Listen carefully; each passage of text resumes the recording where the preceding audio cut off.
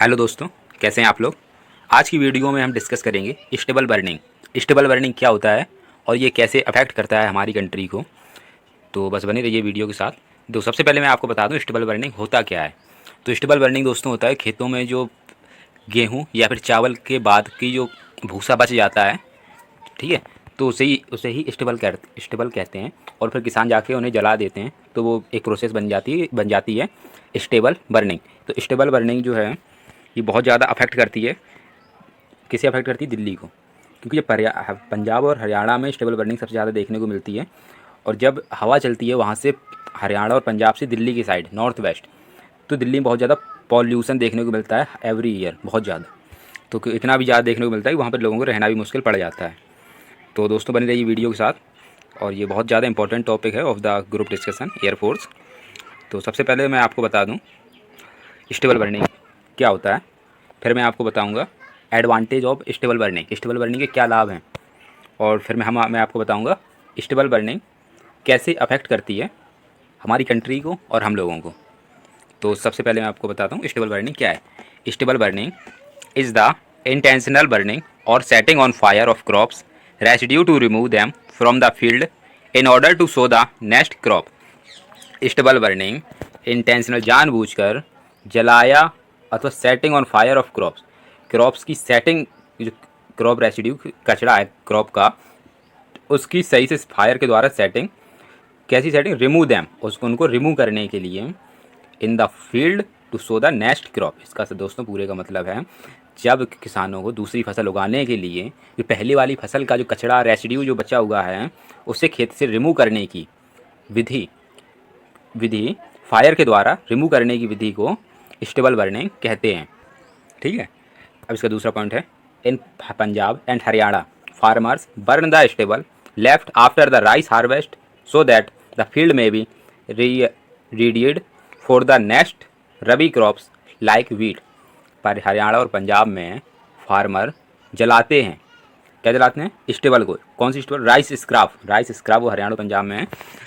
जब किसान rice chaff को जलाते हैं left after the rice harvest so that the field में भी रेडी, जिससे कि उन लोगों को इसलिए जलाते हैं ये हरियाणा और पंजाब के किसान, क्योंकि उन लोगों को नेक्स्ट फसल में, इस गेहूं की फसल के लिए खेत मिल जाए, जिससे कि वो गेहूं की फसल कब होती है? विंटर में होती है। तो किसान लोग इसीलिए जलाते हैं कि उन लोगों को गेहूं की फसल के लिए खेत खाली मिल जाए। In these areas it begins around October, the same time at which the southwest monsoon withdraws। कुछ इन क्षेत्रों में ये कब जलाई जाती है? अक्टूबर में जलाई जाती है। ठीक है। उसी समय एट विच टाइम, उसी समय south west monsoon withdraws, south west monsoon चलता है। अब चौथा पॉइंट है दोस्तों, section 188 of the Indian penal code makes stubble burning a crime additionally it was notified as an offence under the Air Prevention and Control of Pollution Act 1981। Section 188 Indian penal code ने stable burning को एक अपराध बना दिया है। इसके अतिरिक्त इन्होंने ये भी नोटिफाई कर दिया है कि ये एयर वायु प्रदूषण के खिलाफ है। तो ये मतलब जलना नहीं चाहिए। इन्होंने इसे भी एक एक्ट बना दिया है। अगर किसी ने भी इसे जलाया तो वो जेल में चला जाएगा। तो अब हम बात करेंगे इसके एडवांटेजेस क्या क्या हैं और ये क्यों ज़रूरी है, किन लोगों के लिए ज़रूरी है। तो दोस्तों पहला इसका एडवांटेज है, it is the cheapest and quickest way to deal with crop waste. ये बहुत सस्ता और जल्दबाजी वाला रास्ता है डील विथ क्रॉप वेस्ट। जो फसल का बर्बाद वाला सामान होता है उसके साथ डील करने के लिए वह बहुत सस्ता और जल्दबाजी वाला मेथड है।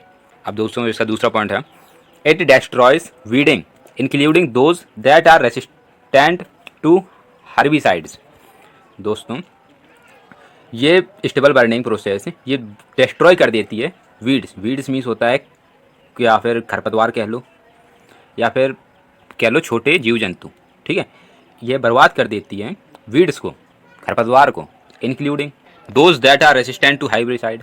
यह खरपतवार के साथ साथ उन छोटे वीड्स को भी मार देती है जो फसल को हर्बिसाइड होने में मदद करते हैं।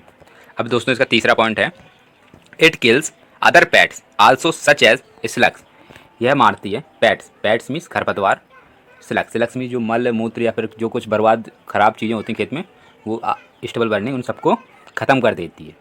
It can decrease nitrogen tie up, यह नाइट्रोजन टाई अप को भी कम करती है। ठीक है दोस्तों, अब हम इसके पढ़ेंगे इफेक्ट, स्टेबल बर्निंग के क्या इफेक्ट पड़ते हैं इन अवर कंट्री। तो दोस्तों इसका पहला इफेक्ट है पॉल्यूशन, ठीक है। दूसरा इफेक्ट है it contributes to the winter smoke scene in this part of the country, यह भागीदारी करते हैं विंटर मतलब जी सर्दियों का जो स्मॉग होता है इन this part of the country.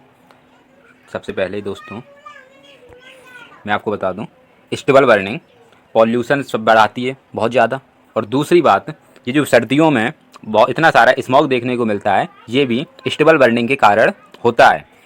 अब दोस्तों हम इसका तीसरा पॉइंट पढ़ेंगे स्टेबल बर्निंग के इफेक्ट का, सॉइल फर्टिलिटी। सॉइल फर्टिलिटी मतलब है मृदा उपज, ये मृदा उपज को भी इफेक्ट करता है।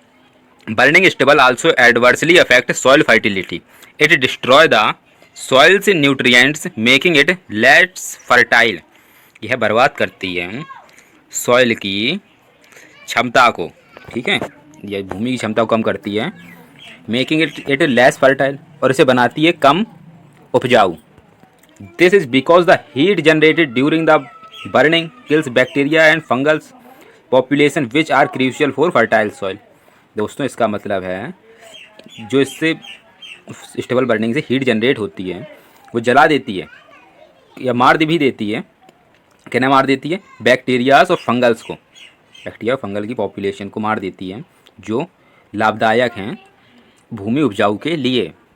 तो ये इस प्रकार से अफेक्ट करती है। चौथा पॉइंट है दोस्तों, high grade organic fertiliser can be prepared by mixing the stubble with cow dung and some natural enzymes. जो दोस्तों हाई ग्रेड ऑर्गेनिक फर्टिलाइजर्स होते हैं वो बनाए जा सकते हैं bye mixing the stable means वही खेत का कूड़ा कचरा, उसके साथ अगर मिक्स करके ये हाई ग्रेड फर्टिलाइजर्स बनाए जा सकते हैं अगर हम उस स्टेबल में काउ डंग या गाय का गोबर अगर मिला दें तो बहुत अच्छी हाई ग्रेड ऑर्गेनिक फर्टिलाइजर बन जाएंगे, एंड सम नेचुरल एंजाइम्स, और कुछ प्राकृतिक एंजाइम्स भी बन जाएंगे जो फसल के लिए हेल्प करेंगे।